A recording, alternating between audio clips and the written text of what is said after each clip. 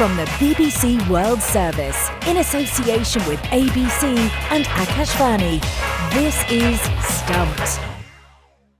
Hello, I'm Alison Mitchell and welcome to Stumped. With me for the ABC in Sydney is Jim Maxwell and Cherry Sharma is with us for Akashvani in Bangalore. Now, West Indies legend Ian Bishop has told us that Sir Garfield Sobers transcends cricket and he stands alongside sporting greats like Pele, Michael Jordan and Tiger Woods. Sobers is widely recognised as one of the greatest cricketers of all time, but sadly passed away last week at the age of 89. Cherry, you caught up with Ian Bishop. What did he have to say? Yes, Alison, I was delighted to catch up with Bish, and I began by asking him what Sir Garfield Sobers meant to him.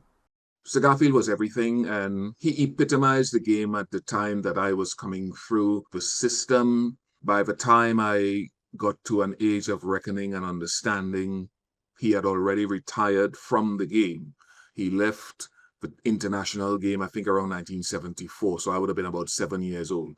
But his legacy continued and will continue forevermore, because I feel that Sir Garfield's name is synonymous more than, I would argue, any other name in the game of cricket because of his all-round exploits, breaking the highest individual score record, scoring 8,032 runs, 230-odd wickets, catching like many had never done before. So it was wonderful to have that legacy in front of me, and all the guys that built on that, Sir Clive Lloyd, as he's called now, Sir Vivian Richards, Desmond Haynes, Gordon Greenidge, all of those guys stand on Sir Garfield's shoulders. Yeah, I must confess, it was pre-television days in our part of the world, but he was just one of the biggest possible cricketing heroes that we could have followed. What else do you think he meant to the game itself? Not just his individual prowess, but in a more macro sense? Well, from a West Indian region point of view, let me start there from a micro point of view, if I may call it that. From Barbados' point of view, they've had many great players. Sir Gary, or Sir G, as he's affectionately known, or was affectionately known in these parts, came through the system on what the 3 Ws, for example, had done. A contemporary of his was Hall. All of those great gentlemen. So for Barbados, first of all, he is immortalized there rightly as a national hero post his playing days. For the West Indian region, I believe, and I'm sure that it would be the general consensus, that having built on Lord Larry Constantine, Baron Constantine, the Stallmeyers, Gomez, George Headley, the 3 Ws and all of that. But I think as an all-round cricketer, Sir Garfield Sobers put this region on a higher pedestal for the world to understand who these Caribbean islands and nations are and what we could deliver. And he defined it by reminding us in the Caribbean and showing us the best of ourselves. From a world perspective, whether it be in the UK, at Nottinghamshire, whether it be at South Australia, or the other countries that he coached or played in, he was revered. Before Kapil Dev, Ian Botham, Sir Richard Hadley, Imran Khan, and all of those, the man that designed that to the highest level was Sir Garfield. So he put this region on a map like no other cricketer before him, and I would say after him could have done.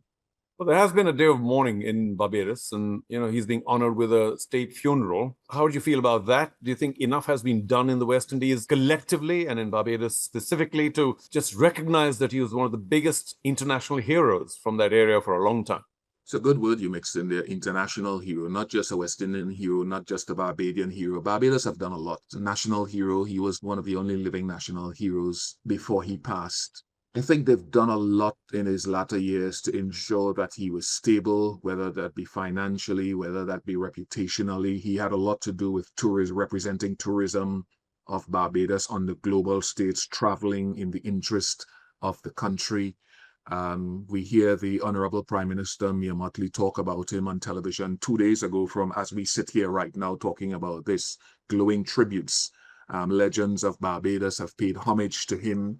And that legacy will go on. The Sir Garfield Sobers tournament, the ICC allowed the Cricketer of the Year award to be named after him. So I just hope that all of these young cricketers will understand. I think Calvin Hope spoke about putting his exploits into the school curriculum. I thought that might have been done already so that future generations understand what he meant. So I think there will be continued honoring of him. The statue outside of Kensington Oval, where I will be going later for the fifth and final game between West Indies and New Zealand. I have to walk past it and touch it today, because it kind of gets you emotional when you think about him and what he meant to someone like myself and what he must mean to so many here in Barbados. I think he's already been immortalized, and they will continue to remember because he changed and shifted the game to another level. But it's as a person who was so kind to me, and I know to many others, and lifted our spirits day by day, that I will most fondly remember him, and I won't forget. And I know there are people who are closer to him that won't forget either. And I think that the West Indies and Barbados will never allow him to be forgotten. Well, I remember that conversation I had with him nearly 30 years ago so vividly. And I have to suggest that even here in faraway places in India and everywhere else that cricket was played, he was clearly one of the biggest ever heroes of the game, and always remember him very, very fondly, and the accolades that have been pouring in the media here to Sir Garfield and his legacy proud. When you do go pass by that statue again, please touch whatever part for all of us international fans of Sir Garfield Sobers. Thanks so much for talking to us, Bish. Thank you very much for having me. Thank you very much, and all the best to everyone. And please, for everyone listening and watching, he was a great human being. If you talk about Pele in football, you talk about Michael Jordan in basketball, Tiger Woods in golf. Sir Garfield was that and will remain that for the game of cricket. He transcends and transcended the sport.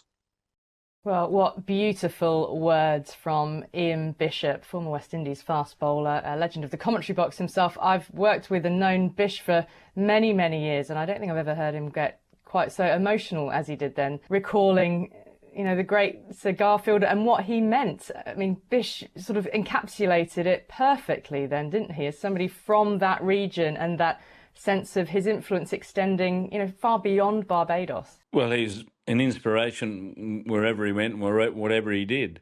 But particularly in his own backyard, which is only 166 square miles. So it's not as if he came from a massive country like India or Australia. Although he left a mark in Australia, as you were talking about before, he did play 3 seasons of Sheffield Shield for South Australia.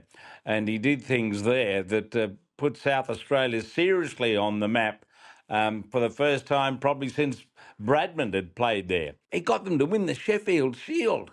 And that was pretty rare, as it has been recently when they won it. But he was an extraordinarily gifted cricketer. I can tell a few yarns about certain aspects. I wasn't, in fact, as a young man in the West Indies dressing room in 1968-9, when they played the last test and what turned out to be his last test in Australia. Game that went 6 days because the series was level and it was decreed they play an extra day.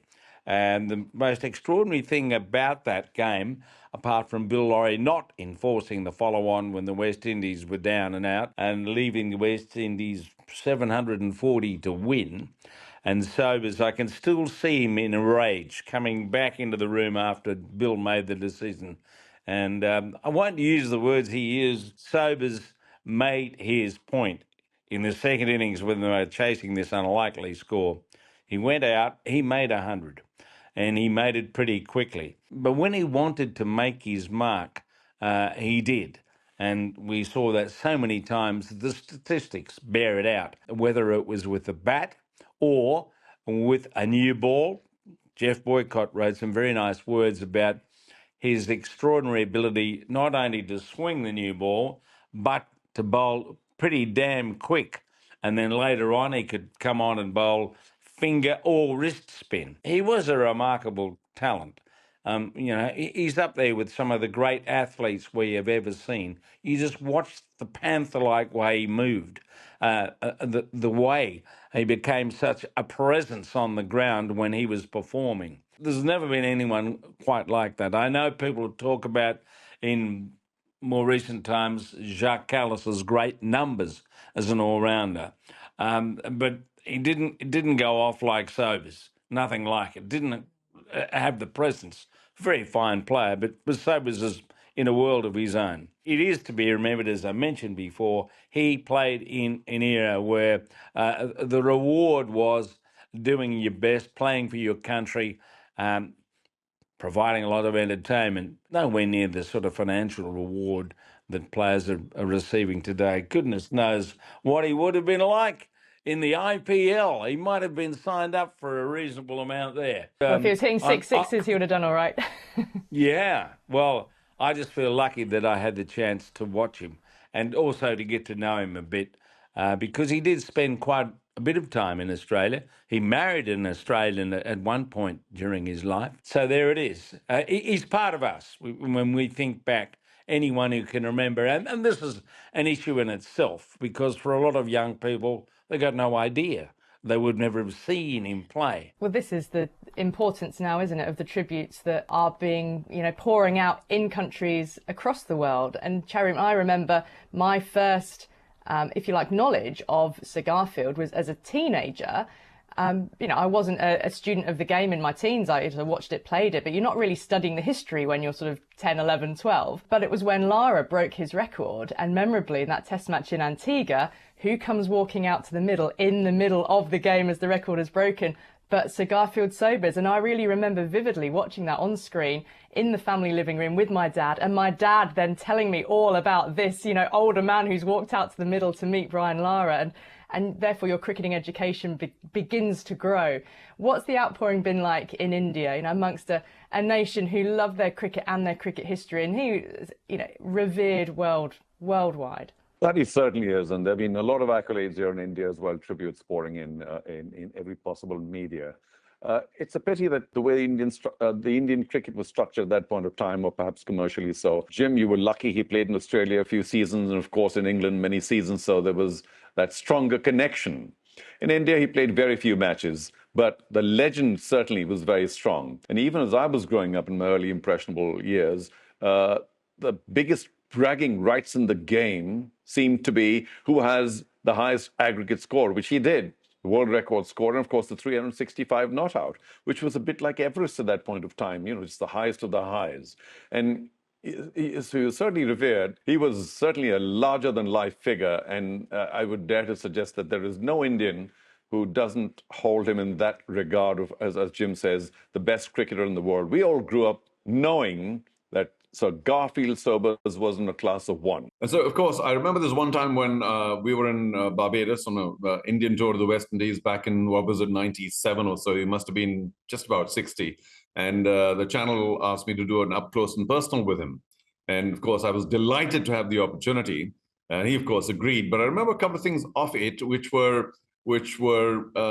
memorable, but somewhat different than just pure accolade. One, of course, I said, it's pretty casual in the West Indies. I say, hey, Gary, how do I address you? And he said, well, if you were talking to some people from England and they were Sir this and Sir that, how would you address them? And I got the hint and I said, Sir Gary. And we kept on. So he was pretty concerned about his knighthood. And I certainly played along with that. But as Jim mentioned, he could be moody at times. But of course, he opened up during the interview. Alison, you've been to Barbados quite a few times covering cricket. How do you feel? What sense do you get of how he'll be remembered there? Well, I mean, Bish is far better placed, as he did, to describe what his meaning was to Barbados and also the wider Caribbean and the national, sense of identity that he helped to give. And he's, of course, got that national hero status in Barbados. I'm really pleased that I've got, and Bish mentioned the statue outside the Kensington Oval, and that's the first thing that you notice as you approach. I mean, Barbados itself honours its cricketing legends. It's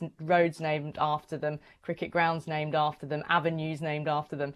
And so you approach the Kensington Oval and there is enormous, beautiful statue of Sir Garfield, bat raised, sort of in full flight. So I'll now cherish the photograph that I got, sort of standing, leaning, alongside that statue. I mean, just to again bring it back to the UK and his impact here. When I was about 20 years old, I had a job in the, part-time student job in the marketing department at Nottinghamshire County Cricket Club, Trent Bridge, and you always heard the Sobers name. His legend lived on there, as of course the story of the 6 sixes playing for Nottinghamshire against Glamorgan. And then whilst I never got to meet the great man, he'd only just visited a couple of years earlier because the new Radcliffe Road stand had been opened, and they of course within there have the Sobers Hall, which is a grand hospitality venue as much as cricket facility.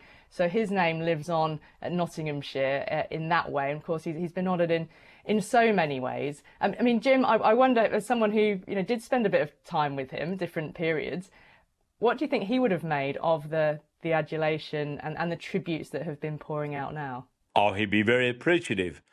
And he was in many ways quite humble, but he did have self-awareness, shall I say, as you can understand with all this adulation pouring out during the course of his career and beyond. And I remember sitting across the table to dinner in Barbados one day, and I asked him because I just wanted to have a chat about great players he played against. And although few of those who are listening would probably remember the name Subhash Gupta, who took about 150 test wickets for India, he bowled leg spin and a very good googly.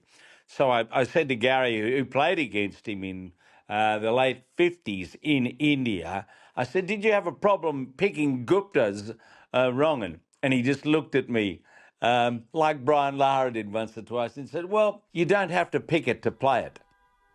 And I thought that sort of summed up that confidence, the sense of being in charge of the great players have. There were pithy remarks like that here and there.